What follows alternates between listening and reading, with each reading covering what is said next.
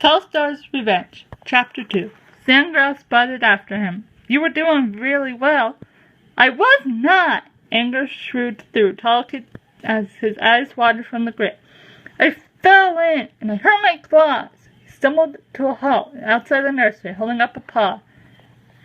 You just snagged them. They'll be okay. Tallkit blinked through tears. You don't know that! Hazily, he spotted Palebird's black and white pelt at the nursery entrance. Tallkit! She slid onto the grass. What happened? Tallkit flung himself against her soft fur. I fell in and got sweat on my eyes. He screwed them up as Palebird began to lap at them gently. Is that better? She paused and waited while he opened them gingerly. The singing had stopped. He shook his head, spraying earth from his sides. I hurt my paws, too. Palebird leaned down and sniffed them. They're fine, she mewed. Let's go inside.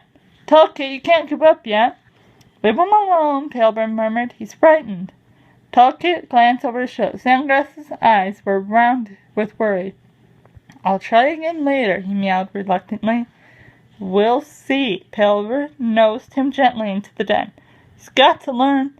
Tallkit didn't hear the rest of his father's mew.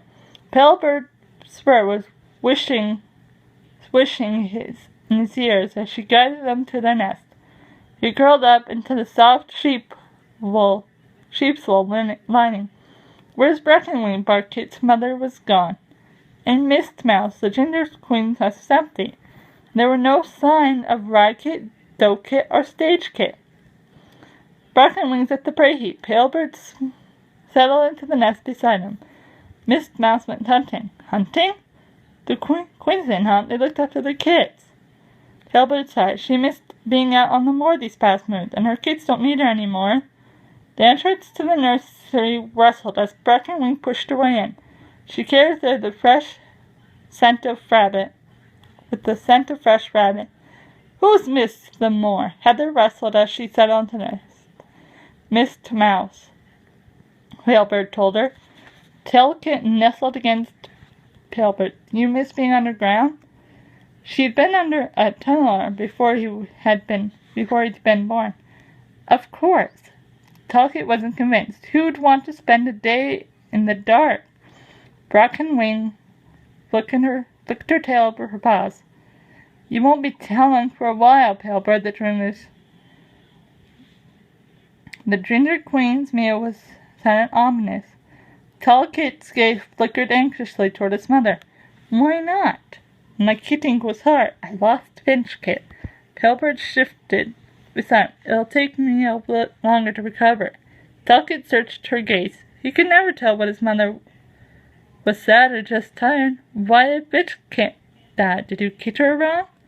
Hush! Breckenwing's sharp mew surprised her. Had he said something bad? Palebird liked talking about Finchkit. Did StarClan want her? He pressed. Palebird sighed. I guess they did. Palebird's gaze. What? But not me. Why did StarClan left him with Palebird? Perhaps they wanted him to cheer up. What color was Finchkit's fur? Tallkit asked. Palebird's gaze clouded. Ginger, like your father's. I don't know why you gave Finchkit a name, Breckenwing muttered. She needed a name, Palebird answered. She only lived for a moment, Breckenwing frowned.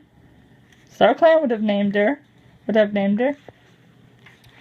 Tallkit felt his mother tremble. Talking about Finchkit didn't seem to be cheering her up. He pawed at her cheek softly, trying to distract her. I got sand in my ears. Have you, dear? Palebird leaned down and began washing his ear fur, relieved to feel her soften beside him. Tallkit snuggled closer. Didn't even remember Finchkit. Am I supposed to? A shadow darkened the nursery entrance. Have you calmed him down yet? Sandgrouse struck his head through the grass. The sooner he starts singing again, the better. I've just gotten him cleaned up. Palebird objected. We'll practice some other scales, Sandgrouse promised. Tallkit ducked out from underneath his mother's muzzle. Are you sure it's okay? He mewed, blinking up at her. Didn't want to leave Palebird if she was still sad, but Sandgrouse sounded so eager for him to go.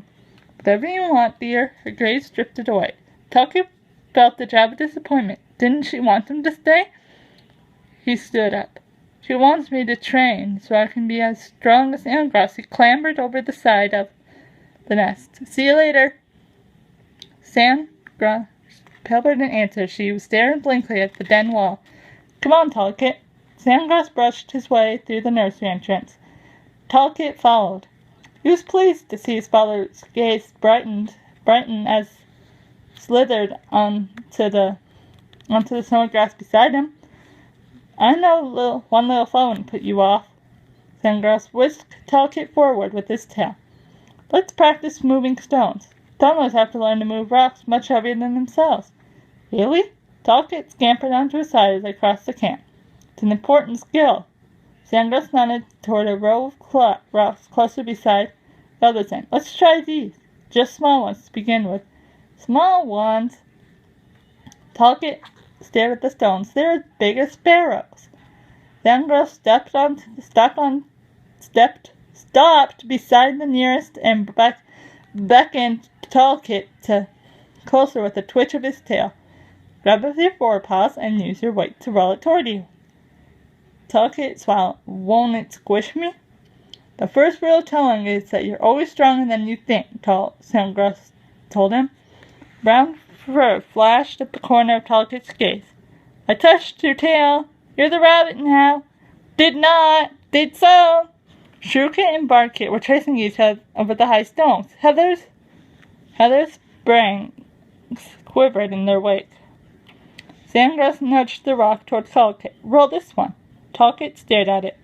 Why do I always have to be the rabbit? You don't!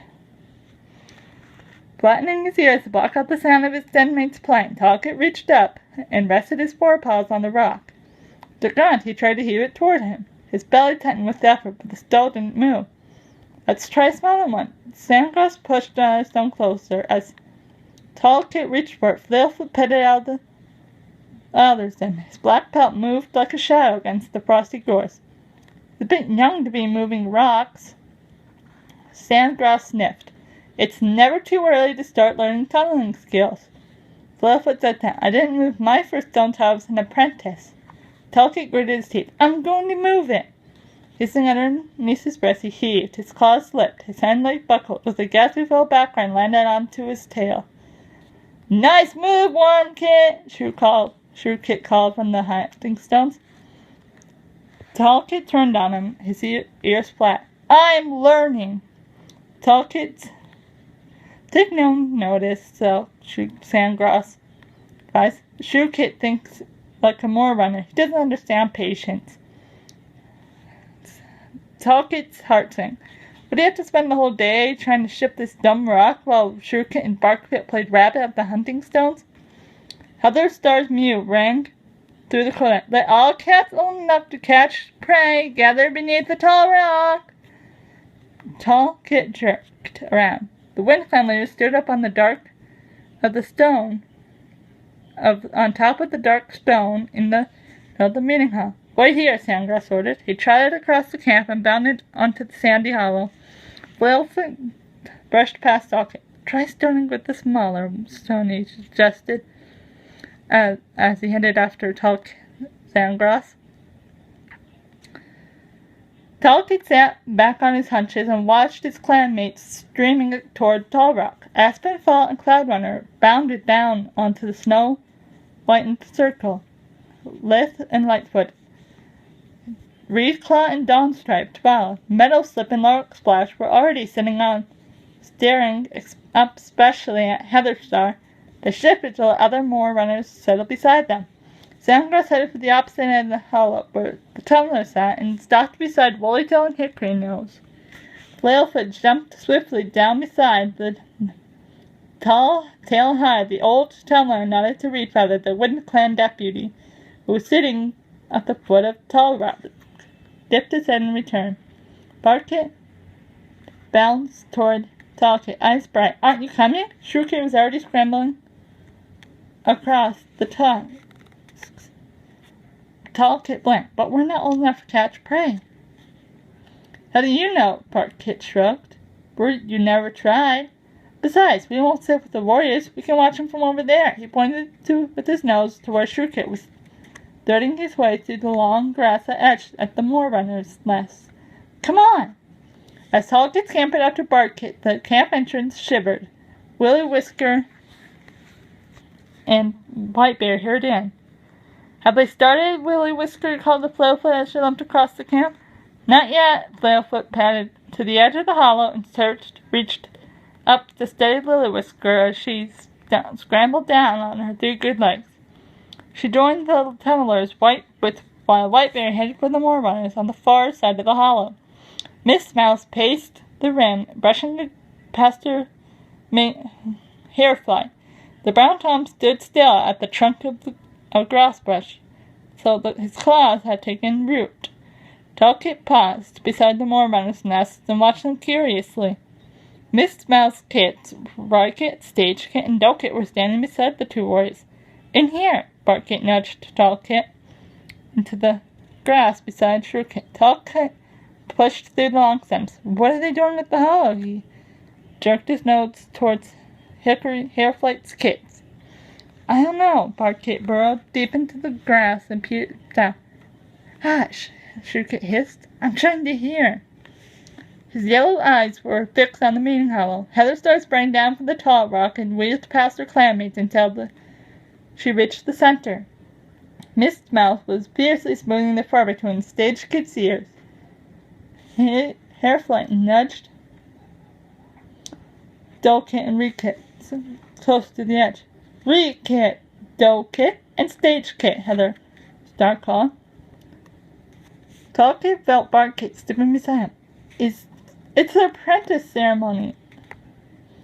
Tallkit leaned forward. But Hairflight's a moorrunner, Bartkit reminded them. So? Shrewkit whispered. Woollytail's been complaining for ages that one clan needs more tunnelers, and Miss Mouse will at least want at least one of her kids to follow in her paw steps. He glanced at Tallkit. Feel sorry for you. Being a tunneler must be awful. Tallkit scowled at him. Sandgrouse says it's the noblest warrior life. Sandgrouse would, Shrewkit scoffed. Said so much mud in his ears it's probably filled up his head. Tallkit unsheathed his claws, anger surging beneath his paw. That's not true. Bartkit pressed against him softly. Just watch the ceremony, he murmured. Stagekit was leading his sister into the hollow.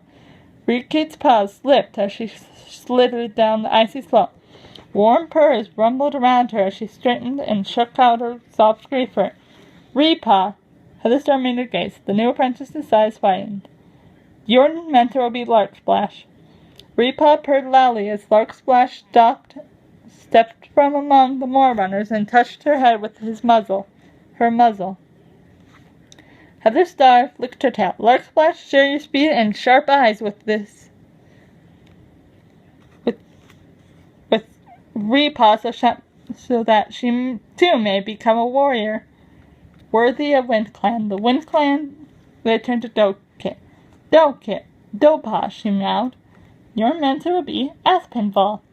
Aspenfall pricked his ears, blinking as though surprised. Dopaw's pale brown pelt prickled excitedly. She puffed out her chest as Aspenfall crossed the hollow to greet her. Aspenfall?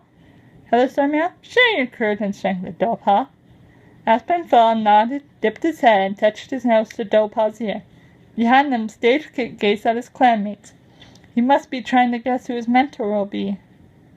Tallkit held his breath, as excited as if it were her own apprentice ceremony. Looks like poor old Stagekit gets Woollytail, Shrewkit muttered. Stagepaw, Heatherstar began. Your mentor will be Cloudrunner. Shrewkit gasped. Cloudrunner? He's not a tunneler. Bartkit briefed. Tallkit felt a flash of relief for his former dead mates. Stagepaw will have to train underground. Then guilt pricked him. He should be feeling for sorry that Stagepaw, noblest of warriors. Tallstar went on. Cloud Runner, share your hunting skills and agility with your apprentice so that he may feed his clans for many moons to come. Yells of approval rose from the Moor Runners. Stage Paw! Repaw! Dopaw! On the rim of the hollow, Mist Mouse and Hairflight twitched the tails together, eyes shining with pride. Cloud Runner, Woolly Tail's mew wrote above. Cloud Mew rose above the cheers. Confusion clouded his yellow gaze. Hickory nose narrowed his eyes. Why wasn't an apprentice given to a tunneler? He demanded.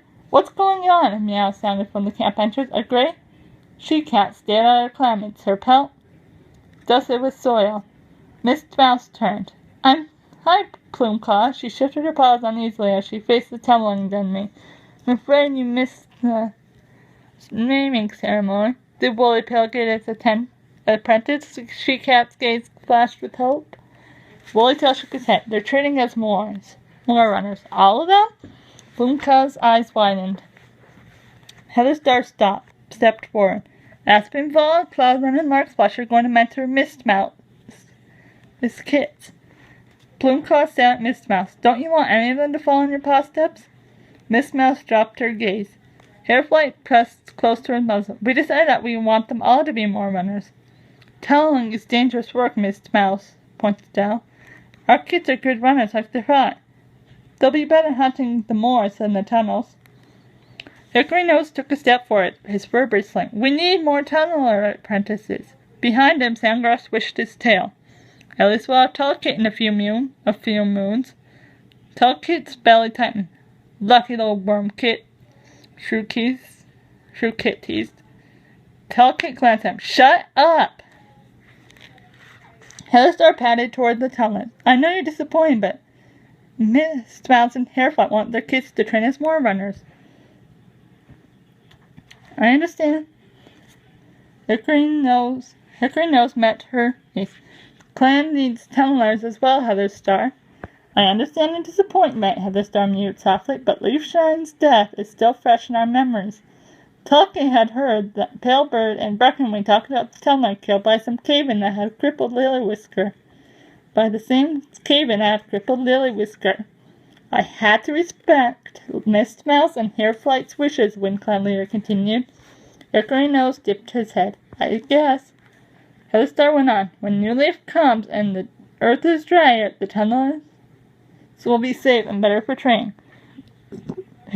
Woolly Tail pushed past Hickory Nose. Why didn't you warn us we weren't getting an apprentice? We fellas took a pace for it. Would he have accepted it more easily if we had? Plumeclaw called up from the top of the hall. We would have known that you still respected us. Tallstar lifted her chin. Of course, Wind-Clan respects its tunnelers, she insisted. When Leaf Bear brings endless moons of snow, our tunnelers always bring us prey. We value your skills, we want to help you keep them alive for future moons. A growl rumbled in Woolly Tail's throat. How are you going to give when you give us no apprentices to train? You will have more apprentices eventually, Tallstar flickered. For now, the ceremony is over. She turned to Cloud. Show your apprentices to their territory. She dipped her head to Aspenfall and Larksplash. Train them well. Talltail felt a flutter of unease as Cloud Runner heaped out of the hollow and led Stagepaw to the camp entrance. Larksplash, Aspenfall, Repaw, and Dopaw bounded after them. How would the tunnelers get more apprentices? Tullkit wondered. Shrewkit and Barkkit would be Moor Runners. Was Tullkit going to have to keep the tunnelers' skills alive all by himself? Barkkit pressed close to him. Sandgrass will make sure Tallstar chooses the tunneler mentor for when it's your naming ceremony. Yeah. Tullkit tried to sound enthusiastic. Did he really want to spend the rest of his moons digging some holes and heaving rocks? Red Claw, Aspen, Appledon, Hairflight, Rude Feather called to the Moor Runners. The prey heap is low. We must hunt. Red Claw's nose twitched. That would be easy to scent in this weather. Appledon sprang out of the hollow and headed for the entrance. Her pale cream pelt rose in the little sunshine. Hairflight raced after her. Let's hunt the outcrops, the high outcrops. Talkit watched the muzzles ripple beneath Hairflight's pelt as the pale brown Tom reached the camp entrance in 3 easy bounds. Longing pricked his belly. I want to race on the moor. I want to be pulled by the wind and chase rabbits beneath the big blue sky. Would you ever feel the same way about running through tunnels in the dark? Well, that's the end of Tallstar's Revenge, Chapter 2. I've been Music23. Again, I'm sorry this chapter is long. I'm sorry for so many stutterings. I will hope that I get better during future practices, future chapters. Again, since it's a snow day today, the 2 chapters are up. Chapter 1 is being uploaded, and Chapter 2 will be uploaded. I will see you guys later. Thank you for 104 subs. Let me know what you think of the story so far. Comment, like, subscribe, bye.